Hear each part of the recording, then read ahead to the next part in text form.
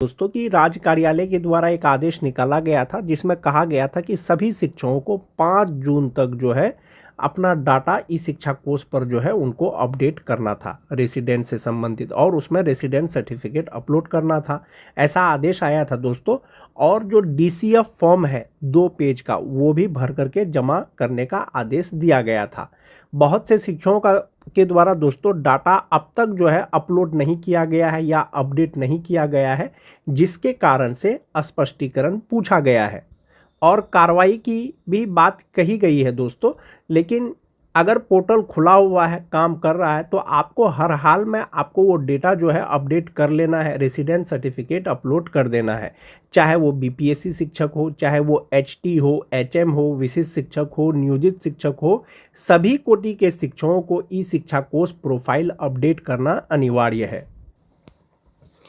जैसा कि आप देख पा रहे होंगे दोस्तों, 11 जून 2026 कार्यालय जिला शिक्षा पदाधिकारी वैशाली के द्वारा ये पत्र निकाला गया है दोस्तों। सेवा में संबंधित 1849 शिक्षक सूची के अनुसार जिला वैशाली यानी कुल 1849 शिक्षकों पर स्पष्टीकरण पूछा गया है। विषय है स्पष्टीकरण के संबंध में। कार्यालय का पत्रांक जो 1 जून को एक पत्र आया था जिसमें कहा गया था कि 5 जून तक सभी शिक्षकों को डाटा अपडेट करना अनिवार्य है इस शिक्षा कोष पोर्टल पर। इसमें कहा गया है दोस्तों कि महाशय उपर्युक्त विषय का एवं प्रासंगिक पत्र में के अंकित करना है कि पूर्व में जिले के सभी कोटि के शिक्षकों को ई शिक्षा कोष पोर्टल पर एडिट प्रोफाइल के विकल्प पर क्लिक कर अस्थायी पता के संदर्भ में करेक्ट इनकरेक्ट का चयन करते हुए अपना आवासीय प्रमाण पत्र अपलोड करने हेतु स्पष्ट रूप से निर्देश दिया गया था। विभाग के द्वारा पहले ही ये निर्देश दिया गया था कि एडिट वाला ऑप्शन में जाकर के आपको जो परमानेंट एड्रेस है करेक्ट इनकरेक्ट करके और आपका जो रेसिडेंट सर्टिफिकेट है, आवासीय प्रमाण पत्र है, उसको अपलोड करना था 200 KB से कम पीडीएफ के रूप में। परंतु ई शिक्षा कोष पोर्टल की अद्यतन समीक्षा के क्रम में यह पाया गया कि जिले के कुल 1849 शिक्षकों द्वारा निर्धारित समय सीमा बीत जाने के बावजूद अब तक पता संबंधी जानकारी की संपुष्टि नहीं की गई है। यानी कि बहुत सारे शिक्षक ऐसे हैं जिनके द्वारा अब तक जो है रेसिडेंट सर्टिफिकेट अपलोड नहीं किया गया है, या उसको एडिट नहीं किया गया है, या उसको अपडेट नहीं किया गया है। आप सभी की इस घोर कार्य शिथिलता एवं लापरवाही पर निदेशक प्राथमिक शिक्षा शिक्षा विभाग बिहार पटना के द्वारा अत्यंत नाराजगी व्यक्त की गई है। उक्त के आलोक में विभागीय आदेशों की अवहेलना करने वाले आप सभी 1849 चिन्हित शिक्षकों के विरुद्ध इस घोर लापरवाही हेतु अनुशासनिक कार्रवाई प्रारंभ की जा रही है। अतः एतद द्वारा आप सभी संबंधित 1849 शिक्षकों को निर्देश दिया जाता है कि 12 जून के संध्या 4 बजे तक ई शिक्षा कोष पोर्टल पर अस्थायी पता की संपुष्टि करते हुए स्पष्टीकरण अपने संबंधित प्रखंड शिक्षा पदाधिकारी के कार्यालय में जमा करना सुनिश्चित करें कि किस परिस्थिति में अब तक आपके द्वारा ई शिक्षा कोष पोर्टल पर अस्थायी पता की संपुष्टि नहीं किया गया है। विभागीय एवं उच्चाधिकारी के आदेशों की अवहेलना करने के आरोप में क्यों नहीं आपके विरुद्ध कठोर अनुशासनिक कार्रवाई प्रारंभ की जाए। जो ये 1849 शिक्षक हैं दोस्तों, 12 जून के संध्या 4 बजे तक ई शिक्षा कोष पोर्टल पर उनको डाटा अपडेट करना ही है। साथ ही साथ स्पष्टीकरण का जवाब अपने प्रखंड शिक्षा पदाधिकारी के यहाँ देना है कि आपने क्यों नहीं जो है इसको अपडेट किया था। अब तक स्पष्टीकरण प्राप्त नहीं होने की स्थिति में इसे सरकारी आदेशों की अवहेलना एवं घोर अनुशासनहीनता मानते हुए आपके विरुद्ध आरोप पत्र गठित कर अनुशासनिक कार्रवाई प्रारंभ कर दी जाएगी, जिसके लिए आप स्वयं पूर्ण रूप से जिम्मेवार होंगे। 11 जून का ये पत्र है दोस्तों, रिसेंट का है। आपको हर हाल में 12 जून तक जो है ऑनलाइन डेटा अपडेट कर देना है। ऑनलाइन जब डाटा आप अपडेट कर देंगे, जो परमानेंट आपका रेसिडेंस है करेक्ट इनकरेक्ट सेलेक्ट करने के बाद आपको रेसिडेंस यानी निवास प्रमाण पत्र उसमें जो है अपलोड करना है। उसके बाद आप क्या करेंगे, उसके बाद आप डीसीएफ फॉर्म भरेंगे, वो भी ऑफलाइन। वो भी आपको जो है कार्यालय में, प्रखंड कार्यालय में जमा करना है। ये जो डाटा अपडेट करने का है दोस्तों, ऐसा नहीं कि सिर्फ बीपीएससी शिक्षकों को करना है। सभी कोटि के शिक्षक चाहे वो बीपीएससी शिक्षक हो, चाहे वो विशिष्ट शिक्षक हो, चाहे वो नियोजित शिक्षक हो, सभी कोटि के शिक्षकों को ई शिक्षा कोष प्रोफाइल अपडेट करना अनिवार्य है। ये जो पत्र है दोस्तों, जैसा कि आप देख पा रहे होंगे, कार्यालय जिला शिक्षा पदाधिकारी औरंगाबाद के द्वारा निकाला गया है। ये भी 11 जून का है। प्रेषक हैं कार्यक्रम पदाधिकारी, सेवा में सभी प्रधानाध्यापक, प्रभारी प्रधानाध्यापक, प्रधान शिक्षक, जिला औरंगाबाद। विषय है क्या?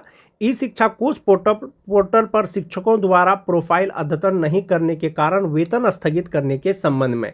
यानी कि औरंगाबाद जिला के द्वारा पत्र निकाला गया है दोस्तों, जिन शिक्षकों के द्वारा ई शिक्षा कोष पोर्टल पर डाटा अपडेट नहीं किया गया है, प्रोफाइल अपडेट नहीं किया गया है, उनका वेतन स्थगित करने के संबंध में जो है पत्र निकाला गया है। इसमें कहा गया है कि महाशय, उपर्युक्त विषयक प्रासंगिक पत्र के द्वारा ई शिक्षा कोष पोर्टल पर शिक्षकों का 100% प्रोफाइल अद्यतन करने हेतु निर्देश दिया गया था। यानी 100% शिक्षकों का डाटा जो है उस पर अपलोड करना था। ई शिक्षा कोष पोर्टल पर अवलोकन उपरांत पाया गया कि इस पत्र के साथ सूची में संलग्न शिक्षकों के द्वारा प्रोफाइल अब तक अद्यतन नहीं किया गया है। यानी बहुत सारे शिक्षक ऐसे हैं जिन्होंने अब तक प्रोफाइल को अपडेट नहीं किया है, अद्यतन नहीं किया है। संबंधित शिक्षकों का यह कृत्य सरकारी सेवक के आचरण के विपरीत है एवं विभागीय आदेश का अवहेलना करने तथा स्वेच्छाचारिता का घोतक है। अतः ई शिक्षा कोष पोर्टल पर अद्यतन नहीं करने के कारण संलग्न सूची में नामित शिक्षकों का तत्काल प्रभाव से अगले आदेश तक वेतन स्थगित किया जाता है। यानी जो शिक्षक जो है अब तक ई शिक्षा कोष पर जो है प्रोफाइल अपडेट नहीं किए हैं, अगले आदेश तक उनका वेतन स्थगित किया जाता है। ये कार्यालय जिला शिक्षा पदाधिकारी स्थापना जिला कार्यक्रम पदाधिकारी औरंगाबाद के द्वारा ये पत्र निकाला गया है दोस्तों। और इससे पहले जो आपने पत्र देखा वो वैशाली जिला का था। उसमें ये कहा गया था कि 12 जून को संध्या 4 बजे तक डाटा अपलोड कर देना है, अपडेट कर देना है, प्रोफाइल अपडेट कर लेना है, साथ ही साथ स्पष्टीकरण का जवाब भी देना है। और औरंगाबाद जिला के द्वारा ये पत्र जो निकाला गया है दोस्तों, तत्काल प्रभाव से अगले आदेश तक वेतन स्थगित करने का आदेश दिया गया है जिन शिक्षकों के द्वारा अब तक ई शिक्षा कोष पोर्टल को जो है अपडेट नहीं किया गया है। ई शिक्षा कोष प्रोफाइल अपडेट करने के साथ ही साथ दोस्तों DCF फॉर्म जो है भरने का आदेश दिया गया था सभी शिक्षकों को। जो 2 पेज का DCF फॉर्म है वो भर करके जमा करना था दोस्तों। एक तो हो गया कि आपका ई शिक्षा कोष प्रोफाइल जो आप अपडेट करेंगे, आप अपना जो आवासीय प्रमाण पत्र अपडेट करेंगे तो आपका परमानेंट जो रेसिडेंस है, परमानेंट जो एड्रेस है वो आपका सर्टिफाइड हो जाएगा कि भाई आप फला जगह के जो है अस्थायी निवासी हैं। एक ये हो गया। जो शिक्षकों का ट्रांसफ़र शुरू होने वाला है, जैसा कि माननीय शिक्षा मंत्री के द्वारा कहा गया है कि महिला शिक्षकों को होम पंचायत, गृह पंचायत और पुरुष शिक्षकों को प्रखंड, बगल के प्रखंड में उनका जो है स्थानांतरण किया जाएगा। जब तक आपका परमानेंट एड्रेस सर्टिफाई नहीं होगा कि आप कहाँ के निवासी हैं, तो ऐसी स्थिति में आपका ट्रांसफ़र कैसे होगा। एक वो चीज़ हो गया दोस्तों। सभी कोटि के शिक्षकों को प्रोफाइल अपडेट करना अनिवार्य है ई शिक्षा कोष पोर्टल पर, और साथ ही साथ DCF फॉर्म भर के जमा करना है। DCF फॉर्म भरने का जो दिशा निर्देश दिया गया था दोस्तों कि जानकारी उसमें प्रविष्ट करना है।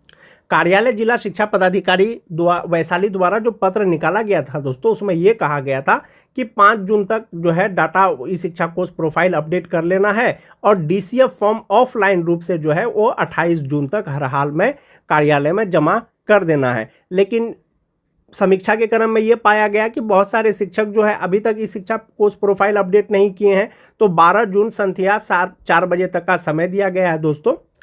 तो DCF फॉर्म में आपको जो है बेसिक जो डिटेल्स है वो भर देना है। ई शिक्षा कोष DCF फॉर्म, टीचर ID, जिस ID से आप अटेंडेंस बनाते हैं वो आपको भर देना है, स्कूल का एड्रेस भर देना है, जो आपका नाम है, first name, middle name, last name, ये भर देना है। जेंडर हो गया, डेट ऑफ बर्थ हो गया। सोशल कैटेगरी, सोशल कैटेगरी का मतलब हुआ दोस्तों कि आप किस कैटेगरी में आते हैं। हो सकता है कि आपका सिलेक्शन किसी दूसरे कैटेगरी में हुआ हो और आप किसी दूसरे कैटेगरी के हैं। आप जो है किस कैटेगरी में आते हैं वो आपको चुनना है। मोबाइल नंबर, आधार नंबर। उसके बाद है दोस्तों nature of appointment, regular, PRI, मतलब जो नियोजित शिक्षक हैं वो PRI सिलेक्ट करेंगे, और जो विशिष्ट शिक्षक हैं या BPSC टीचर हैं वो रेगुलर ये करेंगे, सिलेक्ट करेंगे।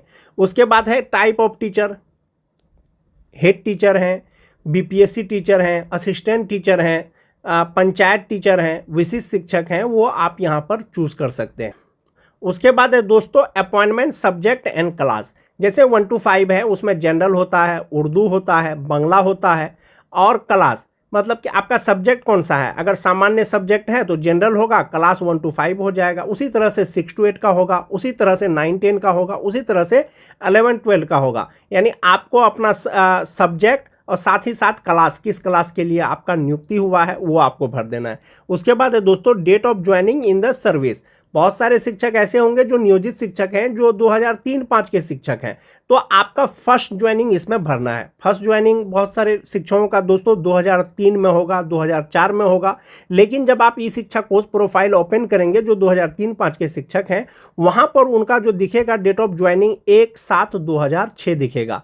तो 1/7/2006 जो आपका दिखेगा ई शिक्षा कोर्स प्रोफाइल में, तो आपको वही वाला इसमें date of joining in service डालना है।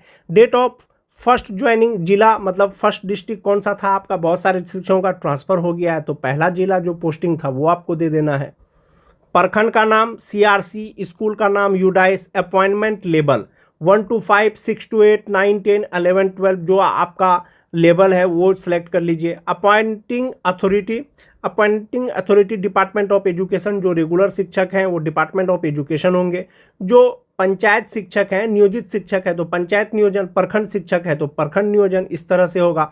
उसके बाद अगर आप एक ही स्कूल में है तो दोनों जगह आपका डेट ऑफ ज्वाइनिंग सेम होगा। अगर ट्रांसफ़र होकर के कोई नए जगह में आए हैं तो यहाँ पर है date of joining in current school, वो आपको दे देना है।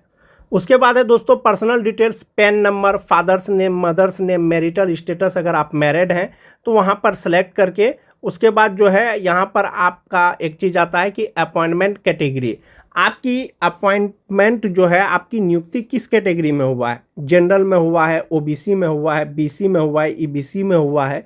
आपका जो सिलेक्शन जो कैटेगरी में हुआ है वो आपको चूज़ कर लेना है। जो आपको प्रोफाइल अद्यतन करने का निर्देश दिया गया है दोस्तों, वो यही निर्देश दिया गया है कि address details, permanent address, current address. आपका जो परमानेंट एड्रेस है वो आप इस पर फिल कर दीजिए। यहाँ पर हाउस नंबर है, नेम है, हाउस नंबर कुछ है तो दे दीजिए, अन्यथा वार्ड नंबर दे दीजिए। स्ट्रीट हो गया, विलेज हो गया, पंचायत पोस्ट ऑफिस हो गया।